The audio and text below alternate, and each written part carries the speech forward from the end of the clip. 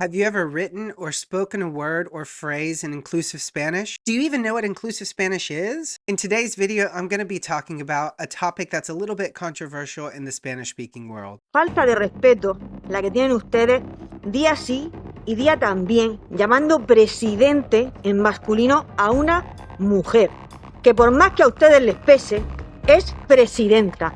Presidenta con A. Muchas gracias, señora Presidente.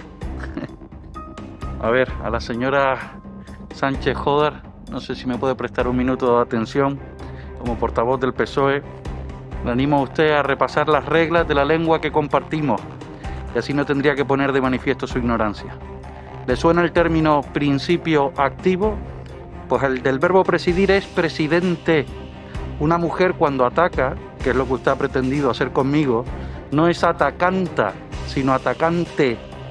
Si usted es una mujer pensante y no pensanta, seguramente entenderá estos aspectos de la gramática española. I'm going to approach this topic with an open mind so that you can understand what is happening across Latin America and the changes that we're starting to see in the Spanish language. I'm also going to give you some ways that you can change the Spanish you're currently speaking to start making other people feel more included. According to the dictionary, inclusive language is considered a language that avoids the use of certain expressions to exclude particular groups of people, especially gender-specific words. In Spanish, words have a gender. They're either masculine or they're feminine. They're a group of people that are leading the way for inclusive Spanish. If you want to learn more about this outside of my video, you need to be searching for the following terms in Spanish: lenguaje inclusivo, lenguaje incluyente, lenguaje no sexista. This inclusive form of Spanish avoids gender-defining expressions, which some people in the Spanish-speaking world tend to find a bit offensive. Marcas formales del masculino que incluye tanto a los hombres como a las mujeres, y entonces creo que no hay lugar para que haya un cambio. The idea behind gender-inclusive Spanish is not that different from gender-inclusive language in English. The whole goal is to make people feel more comfortable in their own skin and help people to assimilate and be them true selves in society.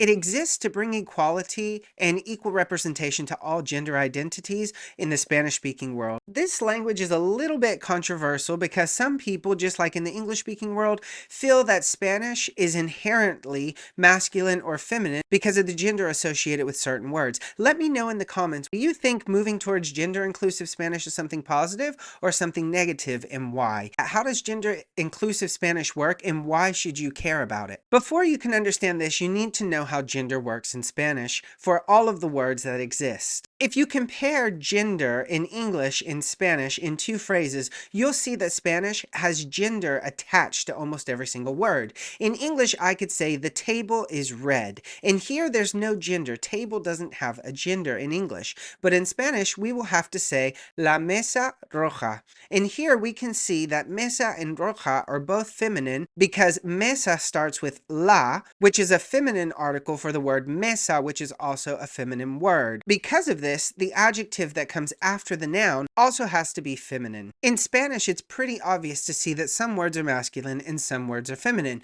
We can say niño, which is the boy, or niña, which is the girl. Here we can tell that niño is boy, not only because the word, the translation for it in English is boy, but we can also see it because the end of the word has an O on it. And if we look at girl in Spanish, we can see the same thing by looking at the A on the end of the word. For some words it's very obvious, but some other words it's not so clear. For example, radio. If you want to say radio in Spanish, you say radio. And here you would assume that this is a masculine word, but in actuality, it's not. You say la radio. Some other examples where gender is not very clear is aire, el agua. I'm only quickly explaining how gender works in Spanish so you can understand the remainder of the video and see why people are so upset about this gender-inclusive language. Que no haya que discutir sobre igualdad. And if you are a beginner Spanish learner, you might not know, but whenever you refer to a group of mixed individuals, of mixed genders, you're always going to use the masculine article for that group. So if there is a group of children running around on the playground and half of them are boys and half of them are girls, you're going to refer to them as los niños. you can start to see how Spanish tends to benefit more the masculine genders that you see being used in everyday spoken Spanish. But what do we do if we're around a bunch of people and we don't want to assume their gender? Rather, we want to include everybody. Well, in Argentina, specifically in schools, teachers are leading the way for this gender-inclusive language. And schools across Buenos Aires are actively adopting this. They want to make everyone feel included. So what are these teachers doing? They're starting to replace the O ending or the AS ending with alternate endings in Spanish. So if a speaker wants to avoid the O or the A ending and wants to make this more gender inclusive,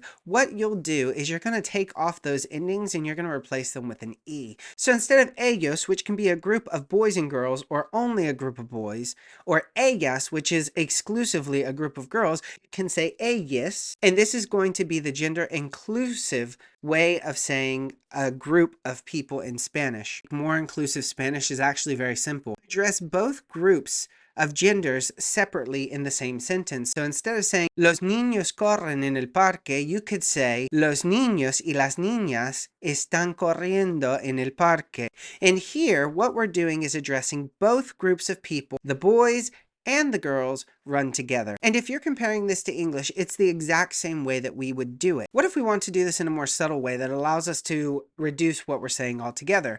The most well-accepted form of this is to replace the O or the A with an E at the end. Instead of él or ella, he or her, you could use the word ella. This would be an excellent way to maybe address somebody who's non-binary in Spanish. You can also do it for a group of people. So instead of nosotros or nosotras, you could replace it and you could say nosotres. You can also use it for articles though, you know, el or la. What could we say there if we want to use gender inclusive Spanish for articles? Well, instead of el or la, you can say le. Instead of los or las, you could say les. Instead of un or una, you can say une. Instead of unos or unas, you can say unes. But the biggest one, because Spanish adjectives always have to match a subject, is when we're talking about adjectives. So how can you use gender inclusive language when using adjectives with certain nouns in Spanish that are usually masculine or feminine? Well, again, you're just going to take off the OS or the AS and you're going to replace it with an ES. So instead of altos or altas, ellas son altes. Instead of saying los chicos son lindos or las chicas son lindas, you could say los chicos son lindes. You could say el carro es rápido, or you could say la camioneta es rápida. But you can change it. You can put them together and you can say ellas son rápidas. Here I'm talking about the truck and I'm also talking about the car, but we are completely ignoring the gender altogether, and we're also doing it in the adjective as well. A lot of people are saying, why don't we start using this gender inclusive form of Spanish to reduce the sexism that we use in our everyday conversation? But not everybody has this same idea. The RAE, the Real Academica Española, regulates all of the changes that happen in Spanish. The RAI has said, the changes being proposed, such as the E at the end of the word instead of the O or the A, is unnecessary and not needed. But some people have responded by saying, well, the people that feel that there's not a need for the change are those unaffected